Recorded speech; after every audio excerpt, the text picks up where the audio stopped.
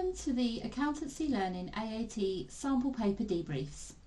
I'm Sarah, and in this video I'll take you through the Principles of Bookkeeping Controls Sample Paper 1 Task 2.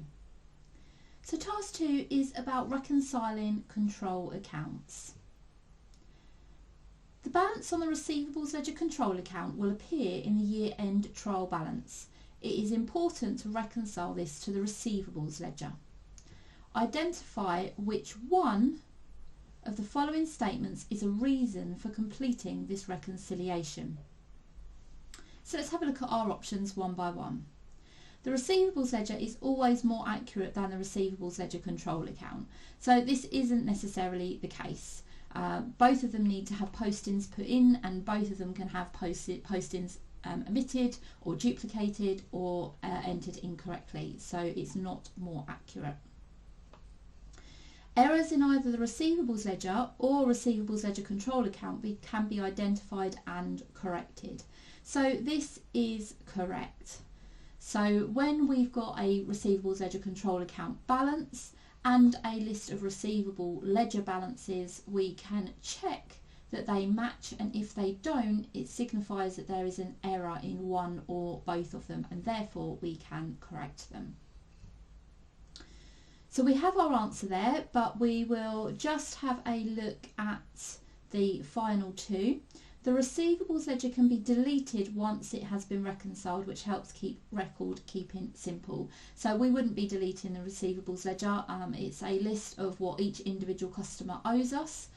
So we would need that information going forwards as well. And the final one, any errors can be identified and included in the suspense account balance.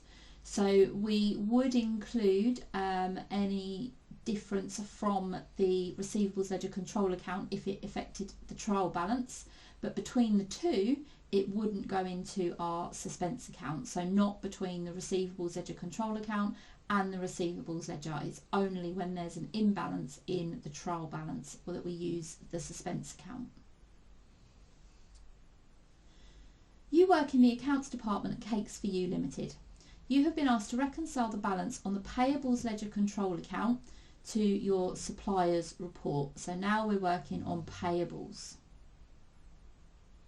We have been given the supplier's report from the system, and the first question says, if the Payables Ledger Control account reconciles with the Payables Ledger, what will be the balance? So to find this balance, we simply need to add these up, which gives us a total of 55,992.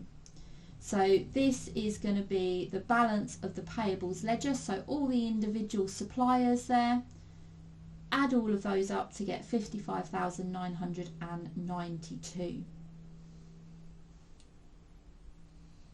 It then tells us that the balance on the Payables Ledger Control account is 55,261.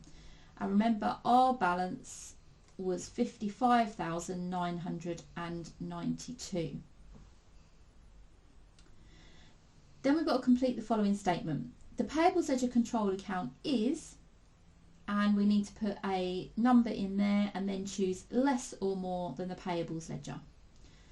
So our Payables Ledger Control account is this figure, and our Payables Ledger is this figure.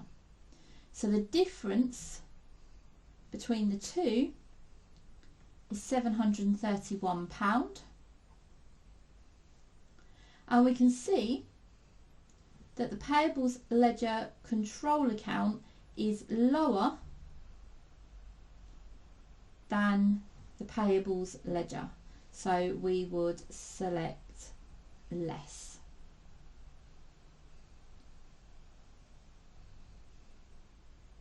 Moving on to the final part of this task, the Receivables Ledger Control account shows a balance of 87,786, but the individual balances in the Receivables Ledger only add up to 85,382. We're now given a list of reasons, and we need to identify whether each of these reasons might explain the difference or that it couldn't explain the difference. When you're approaching this type of question, make sure that you really get an understanding of which balance is higher. So we've got receivables ledger control account 87,786, but the receivables ledger balances are only 85,382.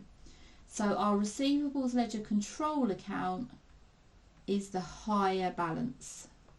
So it's higher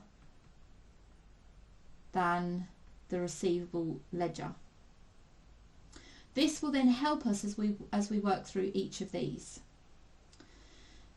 So a sale to a new customer was missed from the list of individual balances when totaling the receivables ledger. So something hadn't been put into the receivables ledger. So if that's the case, this would make the receivables ledger control account higher because it hasn't been put in the receivables ledger. So this is why it's important to make sure we know which balance is higher so that we can then determine, like we've done in this first one, the receivables ledger control account will be higher because a sale to a new customer was missed from the receivables ledger, so therefore it may well explain the difference. A sales invoice has been recorded twice in the receivables ledger. So this one then, it means it's been duplicated in the receivables ledger. So it actually then means that our receivables ledger would be higher, and we're looking for reasons that would make the receivables ledger control account higher. So this wouldn't explain the difference. A cash sale has not been recorded. So this is a cash sale, so this isn't going to be relevant to our credit account.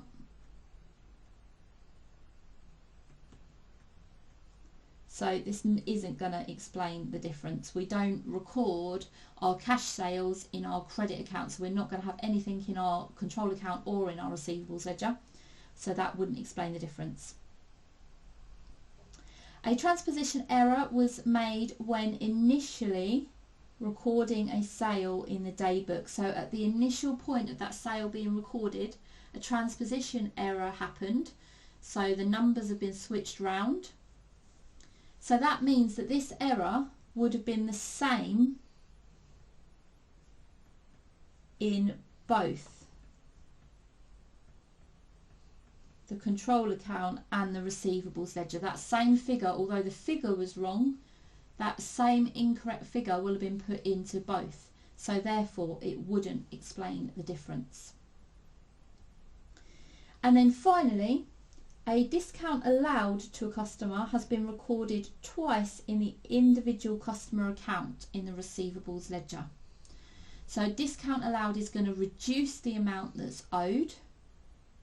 So if you've recorded it twice in the receivables ledger, it means that the control account would then have a higher balance because there's been 2 deductions from the receivables ledger, but only 1 in the control account.